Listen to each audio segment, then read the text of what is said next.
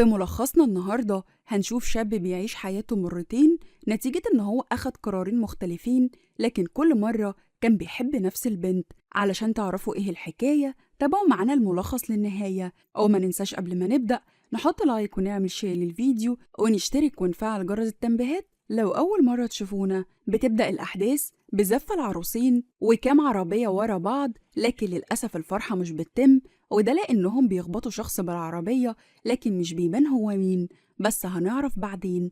بتلف بينا الكاميرا على بطل فيلمنا واللي اسمه أموت، وكان معاه صاحبه أراش. من الكلام بينهم بنعرف إن أموت عايز يبيع الألواح علشان يسد الديون اللي عليه، وده لأن الراجل رفض يديله فرصة يجمع فيها الفلوس. وهنا أراش قال له إيه رأيك تبيع آلة الأفلام؟ لكن أموت بيرفض بشدة لأن ده ورث جده ليه، أو في الآخر أراش بيسيبه وبيمشي. من هنا بنشوف الكلب أوسكار وهو جاي بالطوق بتاعه وعايز أموت يخرجه. بالفعل أموت لبى الطلب وأخده يتمشى بيه شوية، ولما أموت خلع الطوق منه أوسكار بيجري وبيسيبه. طبعا أموت كان وراه بأقصى سرعته لحد ما سمع صوت عربية خبطت أوسكار، فوقف أموت مكانه من الصدمة. بنروح بقى لحياته التانية في إنه لو كان استنى في البيت ورفض إن هو يخرج أوسكار، وده فعلا اللي بيحصل لما قال لأوسكار إن مزاجه مش أحسن حاجة ووعده يخرجه في يوم تاني. شوية والباب بيخبط وبنعرف إن هو الديان اللي أموت استلف منه الفلوس وما رجعهاش. نزلوا فيه ضرب بدون أي رحمة، ولما واحد فيهم ضرب أوسكار هجم عليه أموت، لكن للأسف بيتم ضربه بالسلاح وبيقع على الأرض وبيفقد الوعي تماما. بنرجع لحياته الأولى لما راح يشوف أوسكار اللي العربية خبطته، وبنشوف بنت جميلة اسمها دينيز نازلة من العربية وهي في قمة خوفها وتوترها. بعد كده بيبانوا هما الاتنين في عيادة بيطرية، وكانت دينيز عمالة تعتذر ليه عن اللي حصل وإنها ما كانتش تقصد أبدا، بس أوسكار اللي ظهر قدامها فجأة. لكن أموت قال لها انتي اللي كنتي ماشية في طريق معاكس، وبيخرج الدكتور وبيطمنهم على أوسكار وإن مفيش أي خطر على حياته، وقال لهم كمان إن هم اكتشفوا ورم خبيث فيه ولولا الحادثة ما كانش تم اكتشافه، وكان أوسكار هيموت بعد سنة بالظبط من دلوقتي. بعد كده أموت بيبان وهو في عربية دينيز اللي أصرت إنها توصله، وملت في الطريق بسبب صمت أموت، وقالت له أنت المفروض تشكرني على فكرة لأني أنقذت حياة الكلب. بعد كده بيجي لها اتصال من حبيبها اللي زعق لها لأنها نسيت ميعادهم وهي عارفة إن هو هيتقدم ليها النهاردة. بتنزل تكلمه بره العربية، أما أموت فكان وصل للبيت خلاص. دينيز ندهت عليه وقالت له إنها متكفلة بكل مصاريف علاج أوسكار وهتجيله بعدين. ولما أموت بيدخل شقته بيلاقيها مقلوبة، وبيعرف من الرسالة إن الديان ورجالته سرقوا كل حاجة تتباع في الشقة. بنروح بقى للحياة التانية لما أموت بان وهو في المستشفى، والظابط كان بيسأله لو يعرف الناس اللي عملت فيه كده، لكنه كذب عليهم وقال لهم معرفش، وده لأنه مش عايز مشاكل أكتر من كده. بنرجع لحياته التانية وبيبان إن أوسكار خرج من العيادة وبقى كويس، وبيكون أموت قدام اللاب مستني إيميل مهم جدا تبع الشغل. أما صاحبه فقال له هي البنت اللي خبطت أوسكار سألت عليه تاني، فقال له أموت طبعا لأ، وده اللي كان متوقع أصلا، لكن ظنهم خاب وجرس الباب رن. ولما أموت بيفتح بنلاقيها دينيز اللي كانت جايبة ليه طلبات كتير، وده عشان البياعين يدلوها على مكانه فين. بينزل صاحب أموت من فوق وبيستأذن علشان يسيبهم مع بعض. بتطلع دينيز لفوق تطمن على أوسكار، وبتلاحظ أموت وهو مشغول قدام اللاب، فقالت له إنها هتمشي لأنه مشغول، لكنه رفض وقال لها إن هو مستني إيميل مهم مش أكتر. بتشوف دينيز آلة الأفلام اللي كانت تعتبر قطعة أثرية وقالت له استعيرها منك، لكنه رفض وبشدة كمان. بياخدها بقى وبيطلعوا على السطح يشربوا الشاي، وبنرجع بقى لحياته التانية لما كان مستني نفس الإيميل برضه، لكن للأسف الشركة بترفض السيناريو بتاعه وبيخرج أموت بره المجموعة. بيتضايق جدا لأن تعبه راح على الفاضي، وبنرجع للحياة التانية مع دينيز لما جاله نفس الرسالة برضه، لكن دينيز هدته وقالت له علشان توصل لهدفك لازم تحاول مرة واتنين وما تملش أبدا. بيعرف أموت من كلام دينيز الكتير على المباني إنها مهندسة معمارية بتقوم بعمليات الترميم. بعد كده بتطلع ظرف فيه فلوس وقالت له إن دي تكلفة علاج أوسكار. طبعا أموت بيرفض، لكن دينيز قدرت إنها تقنعه بكلمتين حلوين فأخدهم على طول. بنرجع لحياته الأولى لما جاب نجار يصلح الباب اللي الديانة كسروه مع رجالته، وحالة أموت كانت صعبة جدا، علشان كده قرر إن هو يحلق شعره بسبب مروره بحالة من الاكتئاب الشديد. تعالوا نرجع لدينيز لما أموت جاب آلة الأفلام على السطح وشغل فيلم، والاتنين سهروا مع بعض وقضوا وقت ممتع مع بعض. بعد كده دينيس بتكتشف إن الوقت سرقها واتأخرت فقررت تمشي، وهنا أمود سألها عن حبيبها فقالت له إنها انفصلت عنه. فقال لها أمود إن أكيد منها، لأن كل البنات في مستوى تفاهة بعض. طبعا دينيس بتزعل وبتاخد نفسها وبتمشي. وتعالوا نروح لحياته التانية لما راح دار الرعاية وزار مامته اللي كانت فاقدة الذاكرة، وكانت بتحكي له عن جوزها اللي سابها مرة واحدة وراح اتجوز واحدة تانية ما سألش فيها أبدا. وقالت كمان إن عندها ابن صغير اسمه أمود، وكانت فاكرة إن أمود ده عريس وجاي متقدم ليها، وقالت له إن حياتها هتكون لأمود ابنها وبس. بنرجع لأمود في حياته الأولى لما كان بيخرج إعلان، بعدها راح لمكان دينيز اللي مهتمتش بيه بالرغم إنها شافته، جري وراها ووقفها، وكان جايب أحجار صغيرة من البحر وكاتب عليها اعتذاره وإنه ما كانش يقصد يجرحها. بتقبل دينيز اعتذاره وبتقبل كمان عزومته، والاتنين بيقضوا وقت لطيف مع بعض، أو بيبان إن كل واحد أعجب بالتاني ووقعوا في الحب. بعد كده دينيز بترجع معاه البيت وبتكون مش في وعيها من كتر الشرب، فبتبات معاه. الفجر بالظبط المنبه بيرن، فبتنزل دينيز لتحت أو بتلاقي أمود، فبتزعل وبتلم حاجتها وبتمشي. هنا أمود بيلاقي المحفظة بتاعتها فبيجري علشان يديها لها. بيفضل يدور عليها كتير لحد ما بيلاقيها قدام البحر، لكن قبل ما بيتكلم قالت له إنها محتاجة تكون لوحدها. لكن أمود أصر يعرف مالها وإيه حكاية المركب الورق اللي رمتها في البحر. بتسمح ليه إن هو يقعد معاها، وهنا قالت له إن النهاردة الذكرى السنوية لمامتها وباباها، وإن في نفس الوقت ده عملوا حادثة وجالها خبر وفاتهم.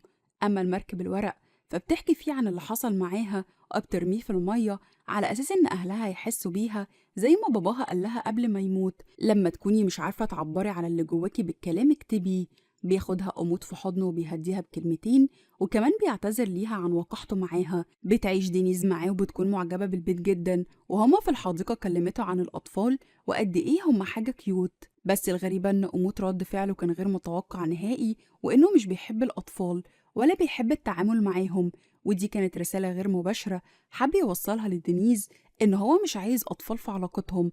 على الجانب التاني من قصتنا التانية بيبان أمود تحت المطرة، وقتها أخد باله من دينيز وكانوا ما يعرفوش بعض، وهنا اتعرف على بنت اسمها سلام وبقت صاحبته في حياته اللي كلها قلق وتوتر.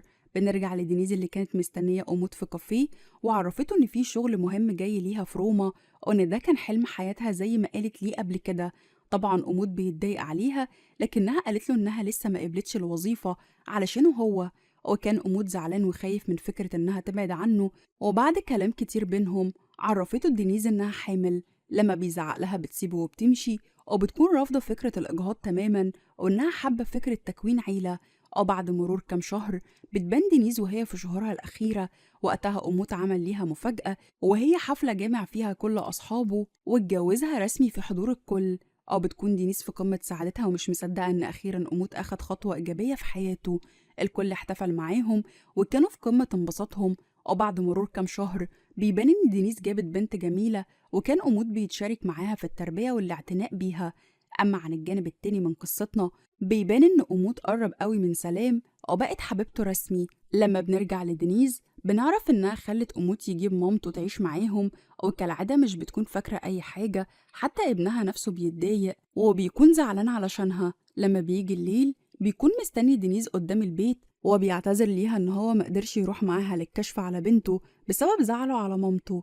بنروح لحياته التانية لما رجع البيت وكان بيدور على أوسكار اللي لقاه تعبان وفاقد الوعي بسبب الورم اللي اتمكن منه. بياخده وبيجري بيه، لكن للأسف في الطريق مات أوسكار وملحقهوش. بنروح لدينيز اللي بنتها وبيتها بقوا واخدين كل وقتها.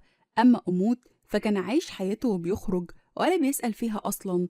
وفي يوم رجع من سهرة بره، وهنا بقى دينيز خرجت عن صمتها بإنها شايلة مسؤولية البيت لوحدها، وإنها مش بتخرج خالص، وإن أمود مش عارف حاجة عنها ولا عن بنتها، مقضيها خروج وسهر ولا في دماغه أي حاجة. لكن أمود بيقدر إن هو يمتص غضبها بياخدها فوق على السطح وبيتفرجوا على النجوم مع بعض بيقضوا السهرة على السطح.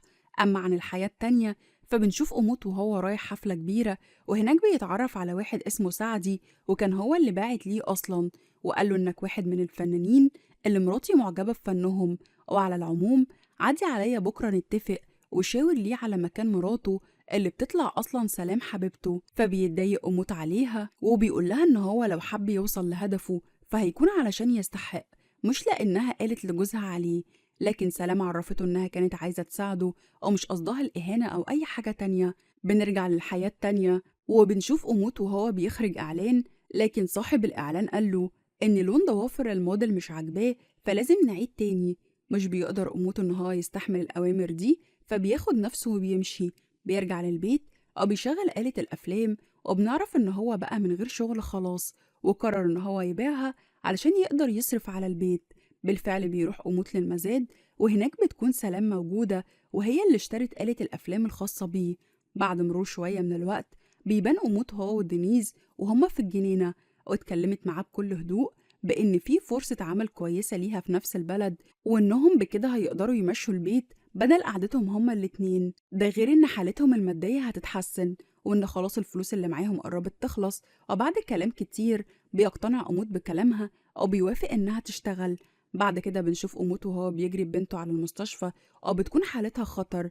أو من الكلام مع دينيز بنعرف إن مية المكرونة السخنة وقعت عليها، والاتنين بيكونوا قلقانين جدا على بنتهم اللي عمالة تصرخ جوه. على الجانب التاني من قصتنا بيجي تليفون لأموت بإن مامته في المستشفى وحالتها خطر جدا. بيجري أموت على هناك وبيتأسف لمامته على بعده عنها وإنها وحشته جدا، لكن للأسف كان فات الأوان وماتت. وفي قصتنا الأولى بيجي نفس التليفون لأموت بإن برضه مامته في حالة خطرة.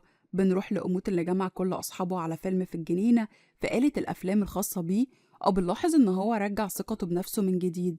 أما عن أموت في حياته مع دينيز وبنتهم بيجيله تليفون من سلام اللي بتكون قدام البيت بره، فبيخرج ليها وكان متوتر جدا، وكانت بتديله دبلته اللي نسيها عندها.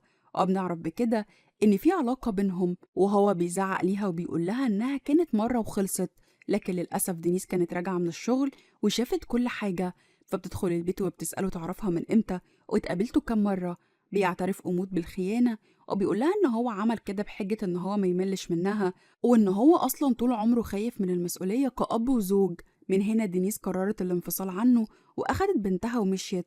أما أموت في حياته التانية كان ألف سيناريو جديد لدخول المسابقة من أول وجديد، وبيروح لأصحاب المهرجان اللي بيهنوه على كتابته الهايلة وإن ده أحسن سيناريو وصل ليهم، وبيتم الاتفاق بينهم على المبلغ اللي أموت بيطلبه.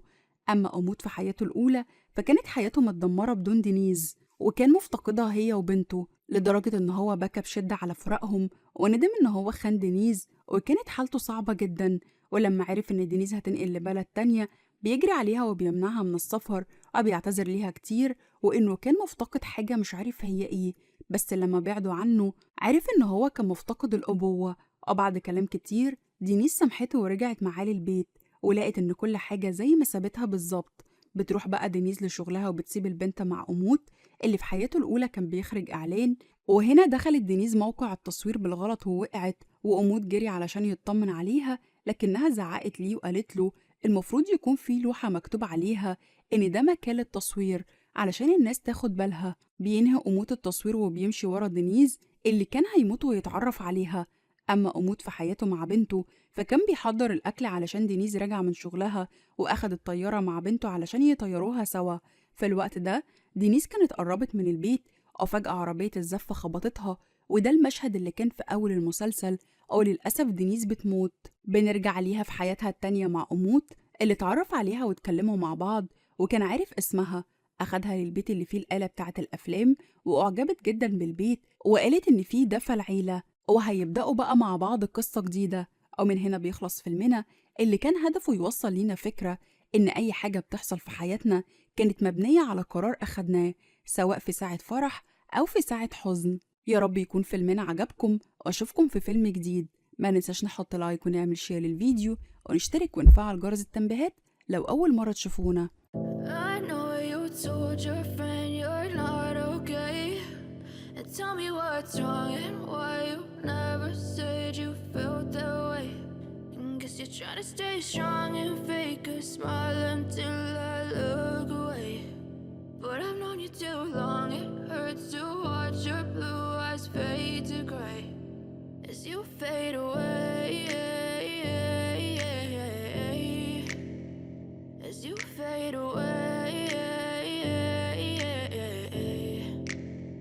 Yeah, I'm about to fade away. Cause every time I wake up I feel like it's Monday. Something's going wrong with all the chemicals up in my brain. All of a sudden I don't look at anything the same way. Gotta build up of my thoughts sitting in an ashtray. I'm sorry that I'm so inconvenient, okay. Just let me be me and I'll stay out of your way. I can see the way you look at me, I'm such a disgrace. I never really asked to be brought into this place. You wanna love me? Well then baby I have a taste. All the highs and the lows, no you'll never be the same. I don't really wanna hurt you but I can't control the pain. If you're sticking by my side maybe we could be okay. Okay, okay,